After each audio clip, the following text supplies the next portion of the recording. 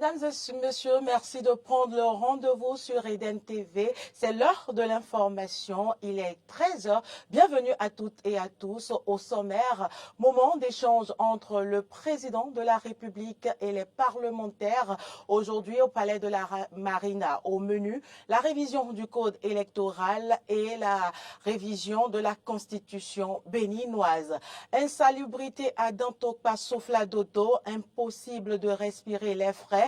C'est un magazine à suivre également en fin d'édition. Et puis, nouvelle flambée de violence dans le Tchop-Top-Po en République démocratique du Congo, un conflit qui a déjà fait plus de 500 morts.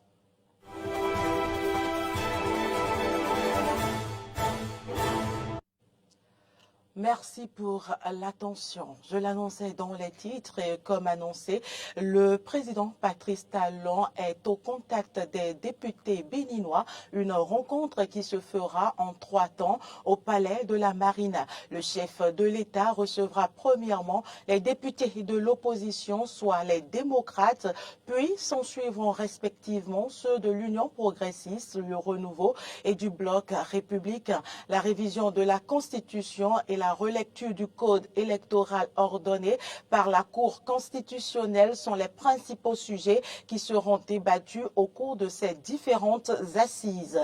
Nous y reviendrons dans nos prochaines éditions.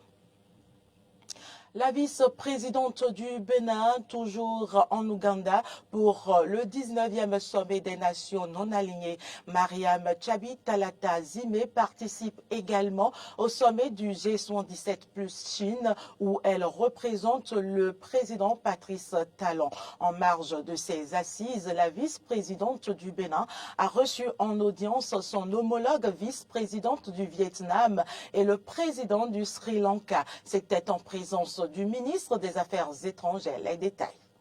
L'établissement des relations diplomatiques entre le Bénin et le Vietnam date de 1973.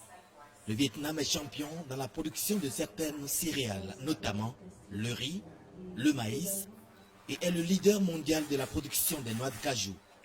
L'échange entre la vice-présidente de la République du Bénin et son homologue du Vietnam s'inscrit dans la démarche du Bénin visant à transformer les relations politiques traditionnelles entre les deux pays en un partenariat mutuellement avantageux. Entre le Bénin et le Sri Lanka, les relations diplomatiques sont au beau fixe. Le renforcement de la coopération dans le secteur agricole entre les deux pays est au cœur des échanges entre la vice-présidente de la République du Bénin et le président du Sri Lanka. La facilitation de la libre circulation entre ressortissants des deux pays est également abordée. Autre aspect bénéfique pour les deux pays, l'exemption de visa au profit de leurs citoyens respectifs. Le parti Renaissance nationale a communié en début de week-end avec les professionnels des médias. Au cours d'un dîner de presse, la présidente du parti, Claudine Afiavi-Prudencio, a témoigné sa reconnaissance aux acteurs des médias et leur a exposé ses ambitions pour des collaborations plus fructueuses. Laurent Toniikes. Nous venons de loin et nous allons très loin. Le parti Renaissance nationale veut aller loin. Et pour atteindre cet objectif majeur, Claudine Afiavi-Prudencio, présidente du dit parti, a convié les professionnels des médias à un dîner de presse à Cotonou ce vendredi 19 janvier 2024. Occasion pour elle de leur formuler les vœux pour l'année 2024. Je vous adresse mes vœux de prospérité et de réussite dans vos activités professionnelles. Plus 2024 nous apporter aussi les conditions d'une meilleure et fructueuse collaboration. Recevez une fois encore l'expression de reconnaissance de tout le bureau politique du Parti Renaissance nationale. Un moment de reconnaissance à l'endroit des professionnels des médias qui ont accompagné et soutenu le parti sous son ancienne dénomination UDBN, mais également de présentation du bilan politique de l'année 2023 du parti afin de mieux se projeter, main dans la main, en 2024. C'est donc également pour vous passer ce message de quête de nouveaux départs dans notre collaboration. Vous qui êtes ici, vous êtes sélectionnés, vous êtes très chers pour nous.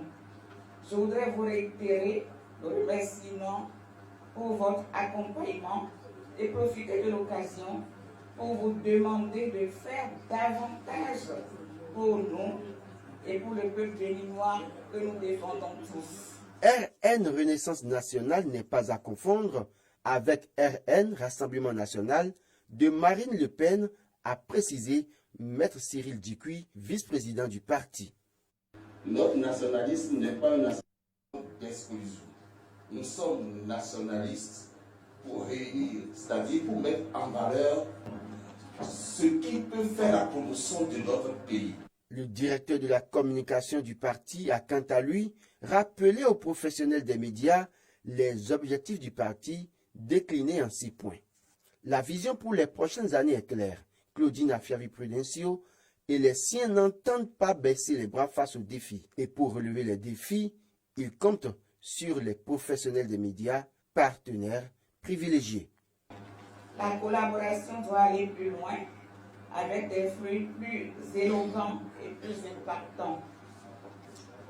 Les gigantesques défis, les très grandes ambitions qui sont les nôtres imposent à notre partenariat plus de tonus, plus d'intensité, une plus grande proximité. Dans le plus grand marché du Bénin d'Antopa, vendeurs et acheteurs échangent dans des environnements très insalubres. C'est le cas de Sofladoto où se commercialisent différents produits consommables tels que les légumes, les fruits, les épices et autres. Impossible pour notre équipe de reportage de respirer. Des odeurs putrides, conséquence des ordures de toutes sortes telles que les tomates pourries, les sachets, des paniers de conserve de tomates fraîches, des plats jetables, des plastiques et bien d'autres objets jetés quotidiennement dans les carnivores à ciel ouvert érigés pour drainer les eaux vers la berge lagunaire. Nous sommes ici, en plein cœur du marché international de Cotonou, à quelques encablures du Grand Collège d'enseignement général d'Antopa. Difficile d'y passer quelques minutes sans que l'on ne retienne son souffle. Une situation qui s'explique par l'incivisme notoire des populations. Tout ça, ce n'est pas le défaut d'État, c'est le défaut de population. Parce que c'est la population même qui est en train de mettre le tas des ordures dans les caniveaux. C'est la population même qui est en train de chier dans le caniveau.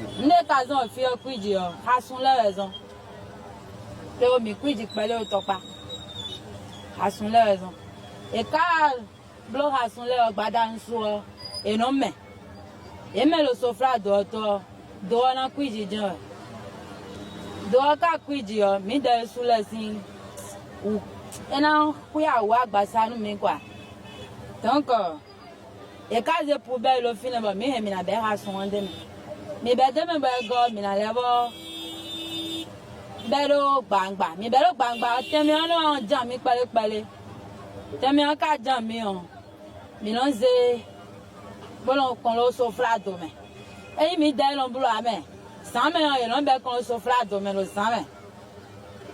E ka be sofla domeno ina flo mion. Mion de flo sofla do to je ina le floro. E we zo mo sian no kwiji. O fi ono kwiji bon lo sal toujours. O de o mi ka si se o mi na jazon.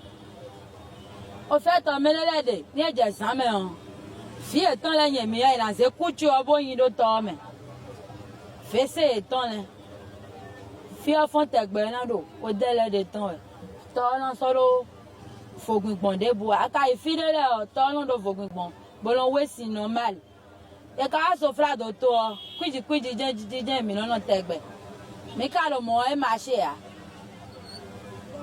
nous attendons les ça nous amène no kongbolu fi kongbolu era kongbolu so fra do to mele na kondo me ya yen mi de me daga bo wa ti de File si on a mal libo angbon e bo mo alia si on e bi wa note e zo bo so po so pla do me bien do bo do re. Chose bizarre, les riverains en majorité des vendeuses au fil des ans s'y sont habitués. À la recherche de leur pitance quotidienne, elles s'agglutinent le long de cette infrastructure pour écouler leurs marchandises. D'autres ne peuvent s'empêcher d'acheter des nourritures exposées à tous les risques aux abords de ces eaux usées qui repoussent également par le mélange de leurs couleurs verdâtres et noirâtres. Au-delà d'un problème environnemental, ces vendeuses sont également confrontées à ceux sanitaires. Les risques sanitaires les plus fréquents que nous pouvons rencontrer dans ce genre de situation, c'est beaucoup plus les maladies du péril hydrofécal et certaines maladies infectieuses aussi, comme le paludisme. La maladie du péril hydrofécal, c'est les maladies liées à l'insalubrité, d'accord. Il s'agit surtout des gastro-entérites, c'est-à-dire les infections digestives diverses, les gastro-entérites, la salmonellose, la fièvre typhoïde, la salmonellose ou fièvre typhoïde, et généralement aussi les hépatites A et E, qui sont de transmission monoportée, c'est-à-dire les mains sales contaminées peuvent donner ces genres de maladies quand on se salue ou quand on utilise les mains en les mettant dans d'autres repas. Facilement, vous avez ces genres de maladies. Même quand on installe une politique de propreté et de salubrité autour de nous, et non seulement ça, aussi, il faut aussi l'hygiène corporelle et surtout l'hygiène des mains. Alors, donc, c'est surtout la prévention, c'est surtout cette prévention qu'il faut faire. La propreté déjà de ceux qui sont alentours et maintenant la propreté de l'environnement. Et le lait pique, ne voyons pas de façon scientifique ce que le lait pique peut faire pour prévenir ce genre de maladie. Si pour les riverains et usagers du marché, les responsabilités des autorités étatiques ne sont pas engagées, celles municipales, oui. Les solutions à cette équation à plusieurs inconnus proposées varient d'un individu à un autre.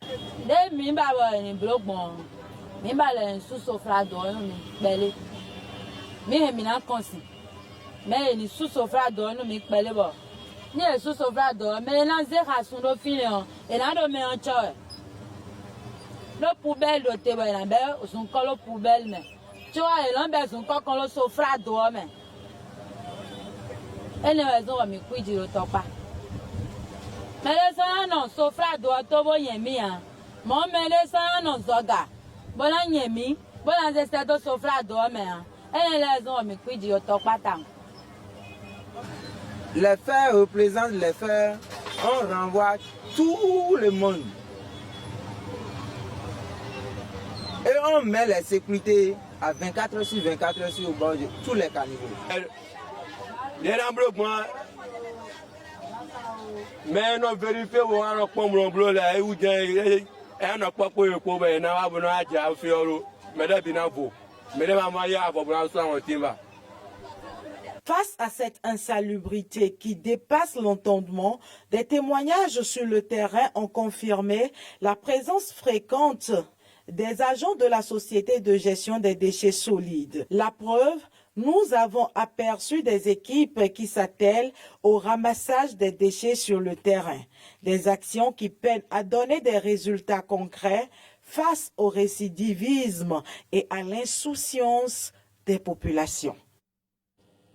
Actualité en dehors du Bénin, dans la Chopo, en République démocratique du Congo, un différend foncier qui a dégénéré en conflit intercommunautaire a repris après une accalmie en fin d'année. Ce conflit a déjà fait plus de 500 morts depuis le mois de février 2023. Ces nouveaux affrontements entre Mbolé et les Lenga entraînent de nouveaux déplacements de population. Une situation qui inquiète l'ONG Médecins sans frontières qui alerte sur la situation humanitaire après avoir déployé une mission sur place. Et c'est tout pour cette édition. Merci pour l'attention. Les informations se poursuivent sur nos différentes plateformes Facebook, YouTube, Twitter et sur notre application Eden TV Diaspora FM. Merci pour l'attention. À très bientôt.